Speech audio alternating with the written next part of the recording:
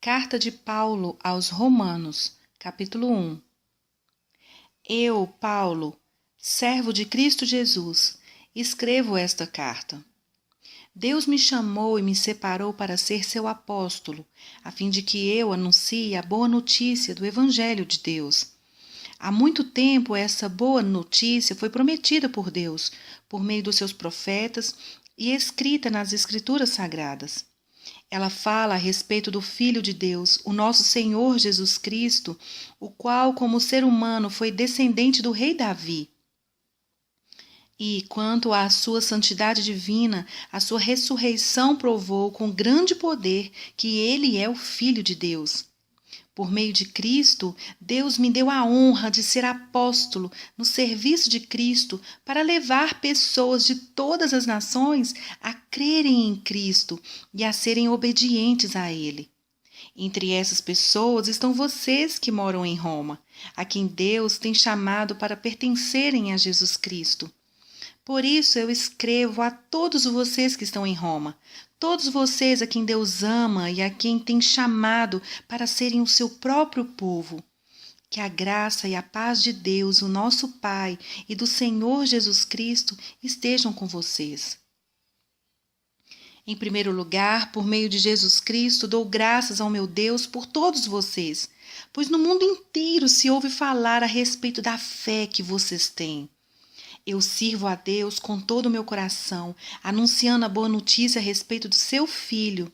Deus é testemunha de que digo a verdade. Ele sabe que eu sempre lembro de vocês e oro por vocês.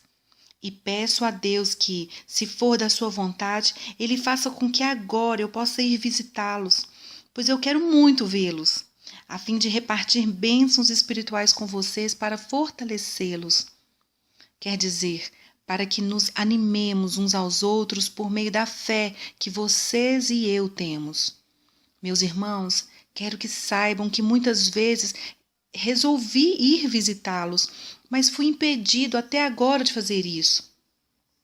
Pois eu gostaria que o meu trabalho produzisse resultados entre vocês também, como tem acontecido entre outros não-judeus.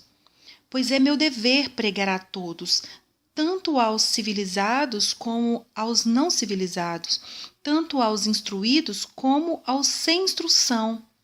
É por isso que eu quero anunciar o Evangelho também a vocês que moram em Roma.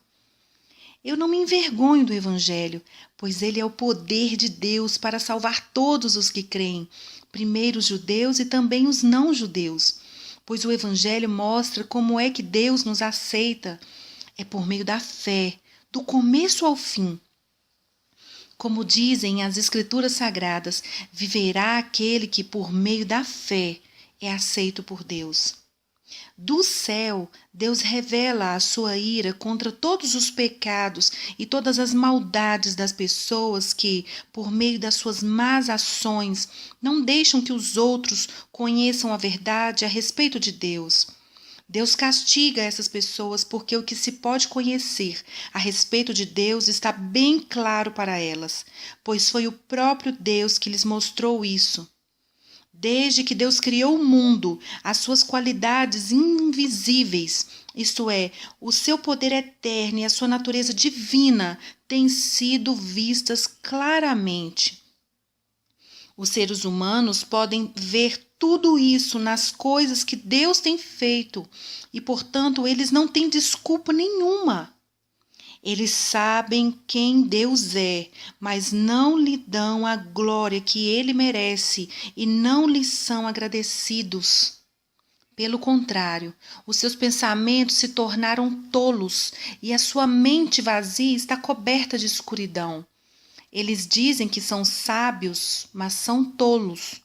Em vez de adorarem ao Deus imortal, adoram ídolos que se parecem com os seres humanos, ou com pássaros, ou com animais de quatro patas, ou com animais que se arrastam pelo chão. Por isso Deus entregou os seres humanos aos desejos do coração deles, para fazerem coisas sujas e para terem relações vergonhosas uns com os outros.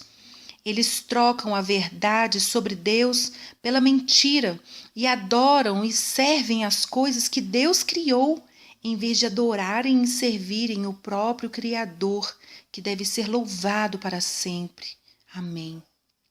Por causa das coisas que essas pessoas fazem, Deus as entregou às paixões vergonhosas, pois até mulheres trocam as relações naturais pelas que são contra a natureza. E também os homens deixam as relações naturais com as mulheres e se queimam de paixão uns pelos outros. Homens têm relações vergonhosas uns com os outros e por isso recebem em si mesmos o castigo que merecem por causa dos seus erros.